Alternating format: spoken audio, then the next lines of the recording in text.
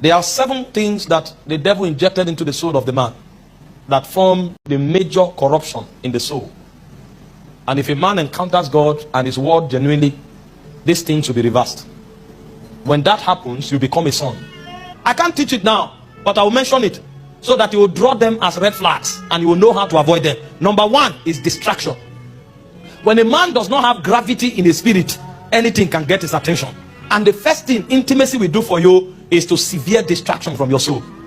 You see, when you find a child, he can't even focus on anything for 5 seconds.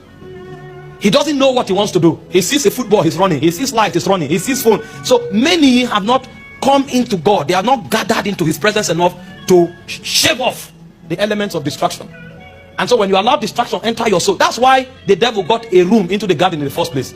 Adam was not keeping the gate, and the devil sneaked in and deceived the woman, and everybody fell. What was he doing? When God put him in the garden, God kept him there to guard it and to keep it. Where was he? He was distracted, doing things that don't concern his ordination. When a man truly will grow and be usable in the hand of God, that man will fight distraction, and anytime you see him, he will be about his ordination. The parable was told in 1 Kings 20 verse 40. He said, my Lord gave me a servant to keep. He said, but as I was busy here and there, he said, I lost him. And he said, your life shall be demanded. There are too many people busy here and there. They are not about the master's business. And so when you find the people who are astray, distraction is what defines them. What do you spend your time on? Have you discern your ordination and you living with it? The second corruption that is in the soul of man is fear.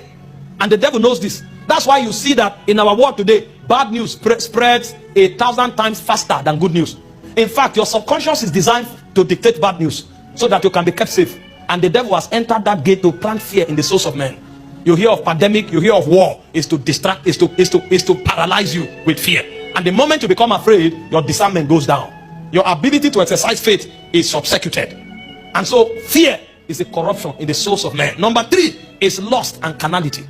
When a man becomes carnal and lustful, he can no longer receive the things God has made available. He said, the carnal man, the natural man, receiveth not the things of the Spirit of God, neither can he know them. So he becomes blinded. He can no longer pick the vibrations of God. And because he's blinded, he can't participate in the commonwealth of Israel. Neither can he be part of God's army. These things we have done here today won't mean more to some people. You know why? The things of God are not heavy with them. They are carnally minded. And he said to be carnally minded is death. So they are dead men walking. The 4th corruption in the souls of men is selfishness and self-centeredness. So they are all about themselves. And because they are all about themselves, God cannot commit any serious thing to them. If you check your life, how much can you have for yourself? What do you need?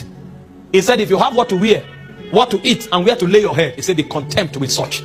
But you see, when selfishness comes, you can't look at your brother. You can't think about your brother. And because you can't think about your brother, you cannot be part of God's agenda. Because everything about God begins with our. Is our Father. It's not my Father. You will never hear my Father who art in heaven. It's our Father who art in heaven. Hallowed be thy name. But a selfish man cannot see beyond his nose. And because he's too self-centered, God cannot bring him to be part of an agenda that has its roots in eternity. And so the devil knows. So he plants selfishness in the souls of men. The principle of the word is that get all you can and can all you get. It is me and myself, and that's where it stops. But that's not God's agenda. When you come into God, it becomes about others. Selflessness is what defines God's operational modality. The 15th, which is the corruption of the soul, is pride.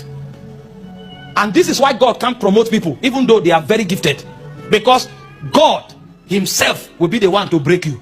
He said he exalts the humble, but he airballs the proud.